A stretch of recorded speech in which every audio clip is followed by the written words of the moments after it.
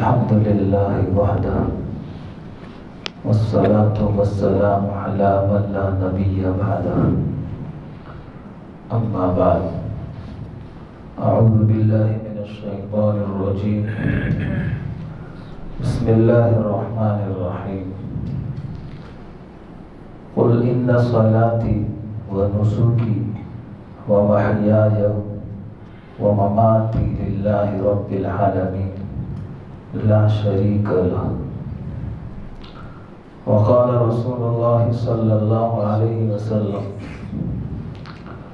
إنما الأعمال بالنيات وإنما لكل امرئ ما نوى أو كما قال رسول الله صلى الله عليه وسلم.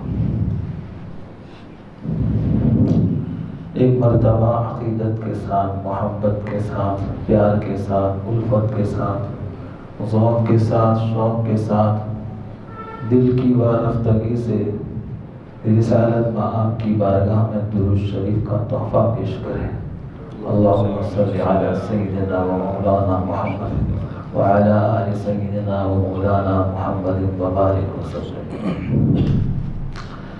بزرگوں، بھائیوں، دوستوں، آج کی نشست کا موضوع ہے اچھی نیت. اللہ تبارک و تعالیٰ کا بے پناہ شکر اور فضل ہے کہ اس نے ہمیں ہر بدھ کی روحانی، عرفانی اور اصلاحی مجلس میں بیٹھنے کی توفیق مرحمت فرمائے.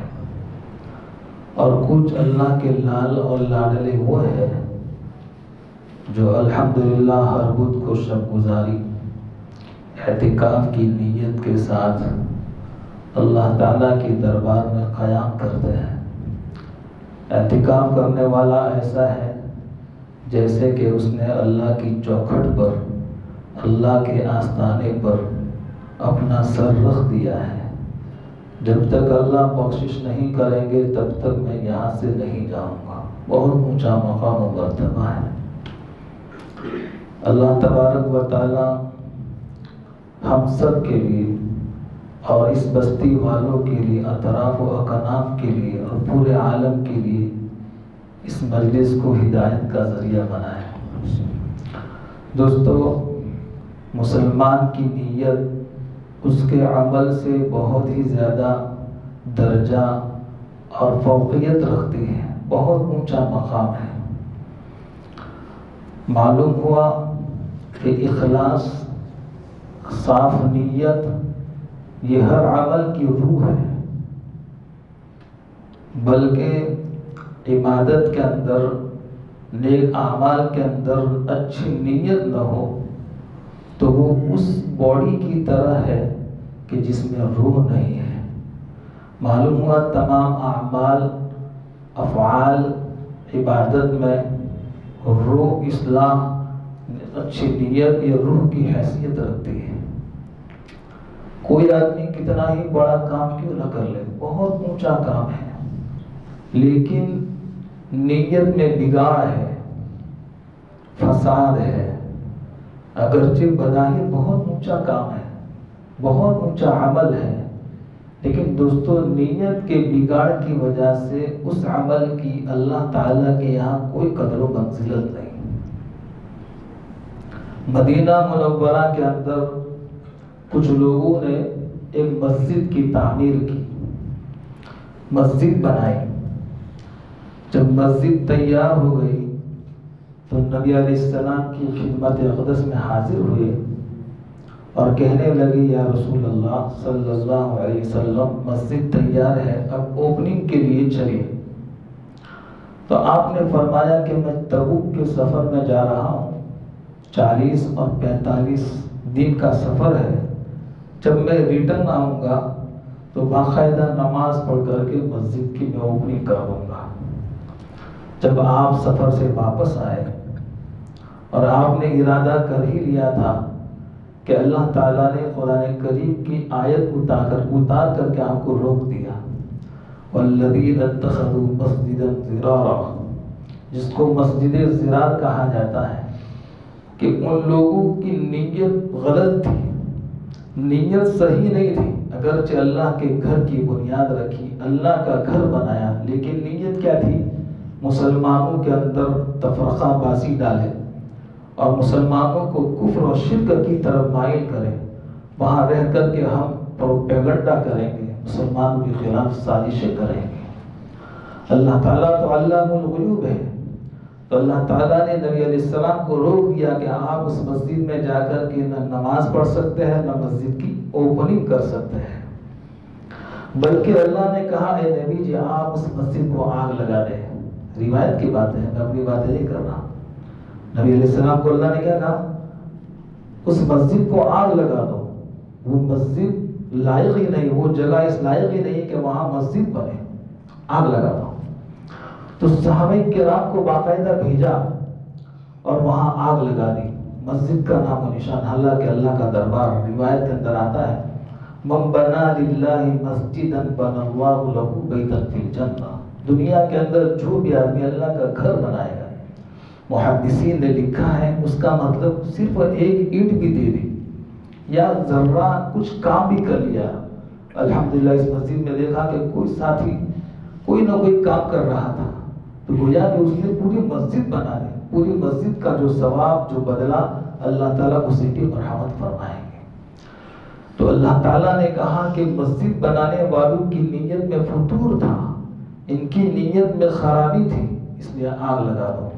تو باقاعدہ اس مسجد کو آگ لگا دی گئی۔ اور پھر اس کے بعد ایک صحابی نبی علیہ السلام کی خدمت میں آئے، یا رسول اللہ میں حالات کا مارا ہوں، میرے پاس کوئی چھپر نہیں ہے، کوئی مکان نہیں ہے۔ تو وہ مسجد کا پلٹ پڑا تھا، آپ نے کہا کہ جاؤ وہاں چھپر بنا لو، عمارت بنا لو۔ تو اس صحابی نے عمارت بنائی، رہنا شروع کیا کہ ان کے بچے یکے بعد دیگرے مرنا شروع ہوئے، اور پھر مرغیاں انہوں نے پال رکھی تھی، تو جو بھی انڈے ہوتے وہ خراب ہو جاتے۔ پھر در اقدس میں حاضر ہو کر کے کہنے لگے یا رسول اللہ وہاں تو وہ جگہ بڑی خطرناک ہے، ہمارے نہ بچے محفوظ رہ سکتے ہیں، نہ مرغی کے انڈے محفوظ رہ سکتے ہیں۔ تو دیکھو نبی علیہ السلام نے فرمایا کہ نیت کی خرابی کی وجہ سے وہ جگہ رہنے کے بھی قابل نہیں رہی۔ اس لیے دوستوں اپنی نیت کو صاف رکھیں، اپنی نیت کو پاک رکھیں۔ ہمارا مقصد صرف اللہ کی رضا، اللہ کی خوشنودی، نہ ہم شہرت چاہتے ہیں، نہ ہم آپ سے پیسہ چاہتے ہیں، نہ ہم آپ سے کوئی چیز چاہتے ہیں۔ ہمارا مقصد صرف اور صرف اللہ کی رضا اور اللہ کی خوشنودی۔ اور نیت کی خرابی سے ہر چیز میں بے برکتی آ جاتی ہے، ہر چیز میں کمی اور نقص آ جاتا ہے۔ ایک بادشاہ تھا جو شکار کا بڑا دلدادہ تھا، شکار کا بڑا شوقین تھا۔ وہ دور شکار میں چلا گیا، تھکا ہارا تھا، باغ نظر آیا، وہاں چلا گیا۔ باغ کے مالی نے بلایا کہ آپ کوئی بڑے آدمی معلوم ہوتے ہیں، سیماہم فی وجوہہم من اثر السجود، چہرے پر ذرا اثر نیکی کے معلوم ہو رہے تھے، بڑے اچھے معلوم ہوتے، باہر بیٹھنے کے بجائے ہمارے اندر آ جائے۔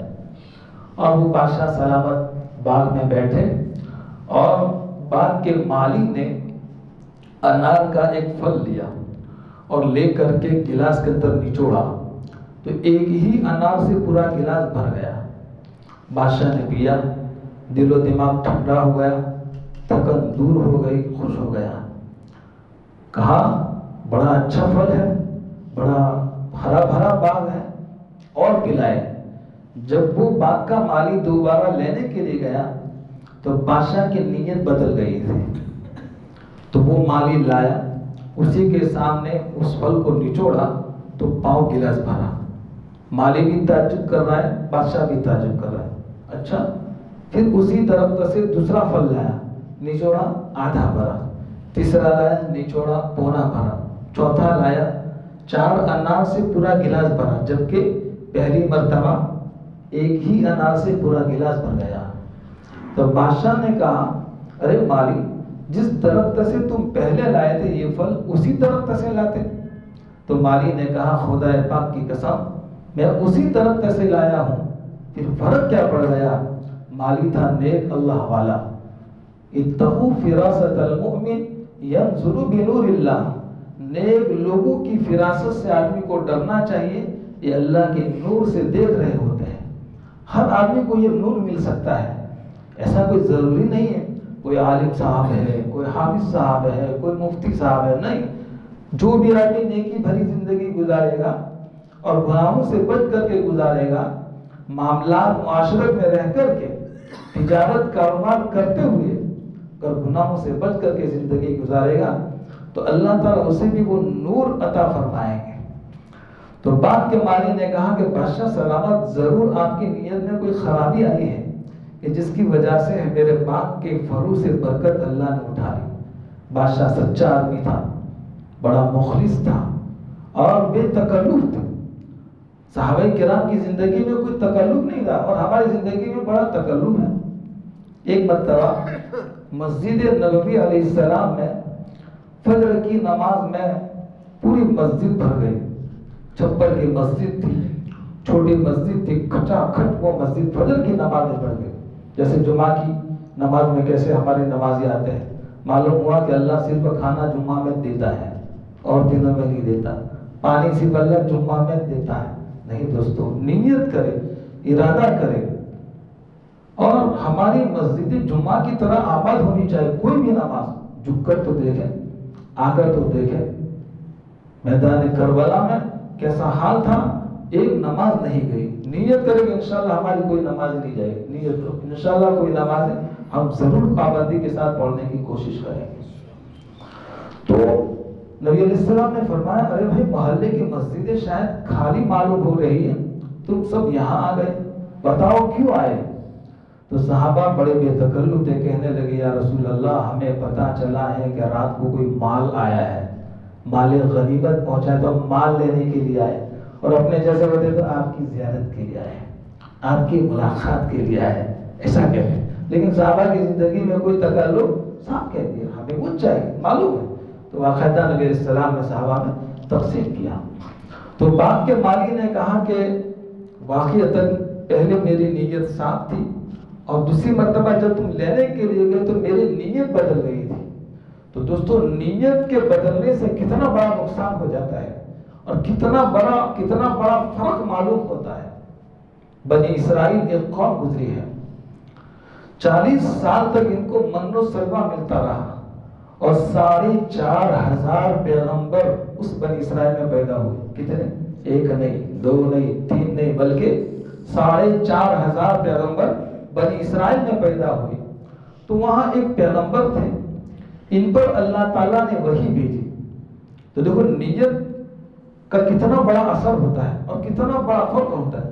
روایت کے اندر آتا ہے کہ آدمی کوئی عمل نہ کرے، خالص نیت کرے، نیت کرنے کی برکت سے ایک نیکی فرشتہ اسی وقت لکھ دیتا ہے۔ عمل نہیں کیا، عمل کرے گا تو 10 نیکیاں، پھر جتنا اخلاص بڑھتا جائے گا، صاف نیتیں بڑھتی جائے گی، اتنا بھاؤ بڑھتا جائے گا، روایت کے اندر ہے۔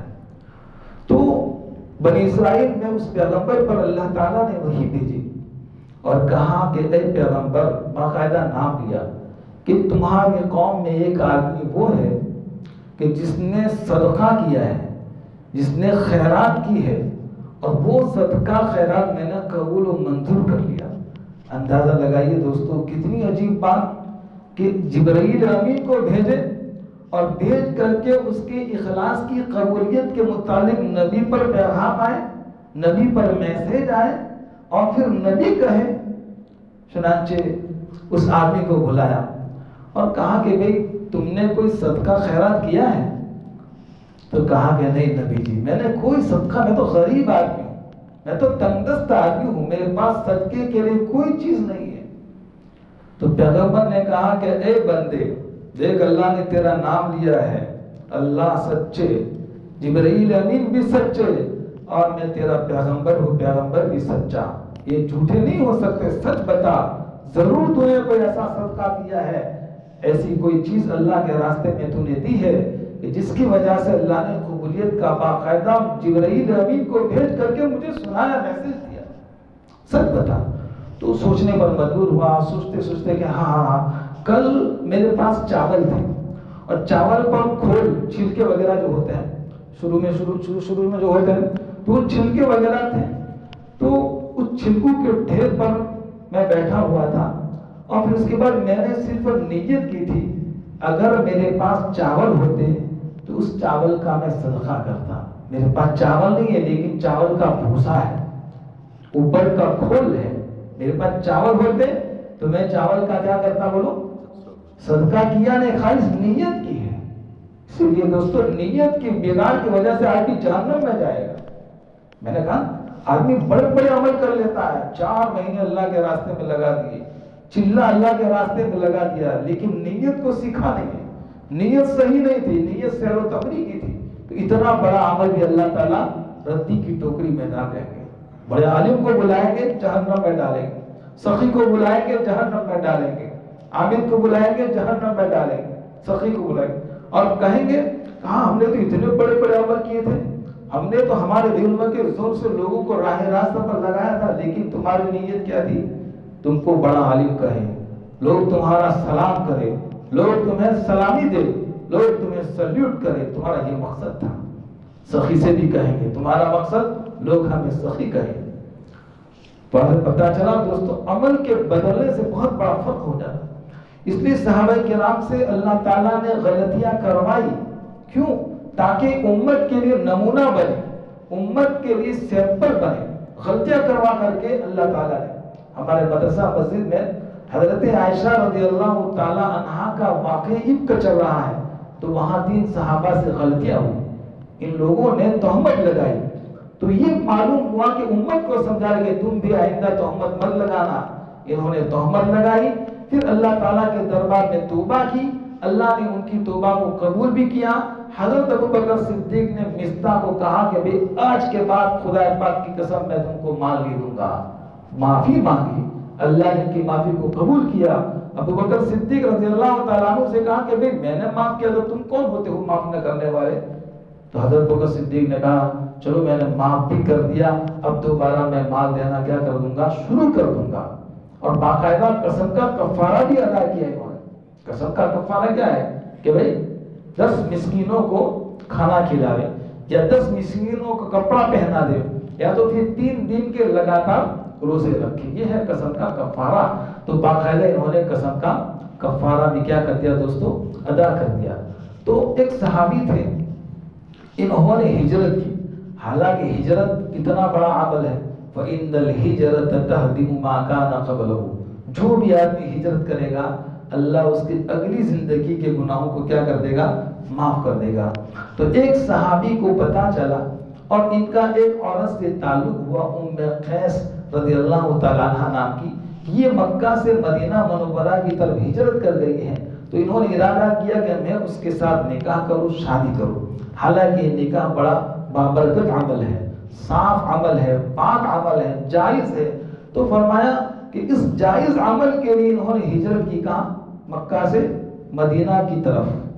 پھر نبی علیہ السلام نے آپ نے خطبہ دیا جمعہ کے دن، اور خطبے میں کھڑے ہو کر کے یہ حدیث سنائی، انما الاعمال بالنیات وانما لکل امرئ ما نوى، کہ تمام اعمال کا دار و مدار کس پر ہے دوستو؟ نیت پر ہے. تو کہا کہ ان کی نیت صرف کیا تھی؟ نکاح کی تھی، ہجرت کی نہیں تھی. نکاح ہو جائے گا، نکاح صحیح ہے، لیکن ہجرت کا ثواب ان کو نہیں ملے گا.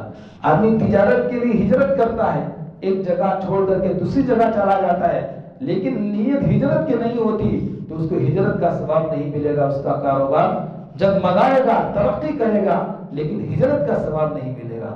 ایک بزرگ نے کہا کہ تم نے گھر میں روشن دان لگایا ہے، کیا وجہ ہے؟ کیوں لگائے؟ کہ باہر کی ہوا مجاز کے لیے، روشنی کے لیے.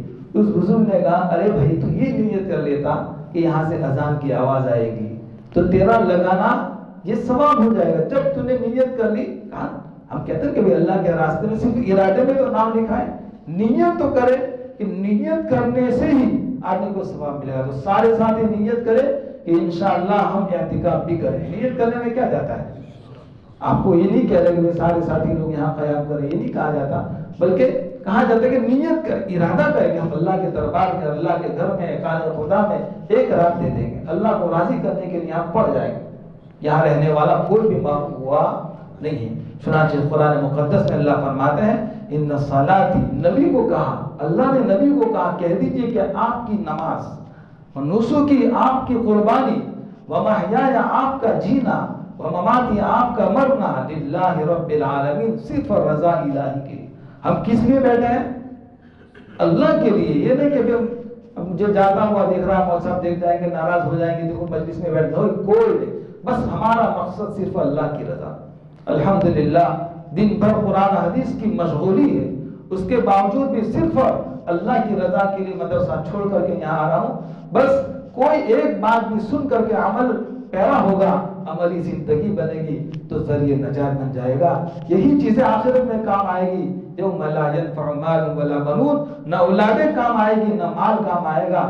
یہ سورا ہوا جو دین اور دل لے کر کے آئے گا وہ کام آئے گا۔ تو ہمارا مقصد صرف اللہ کی رضا، اللہ کی رضا۔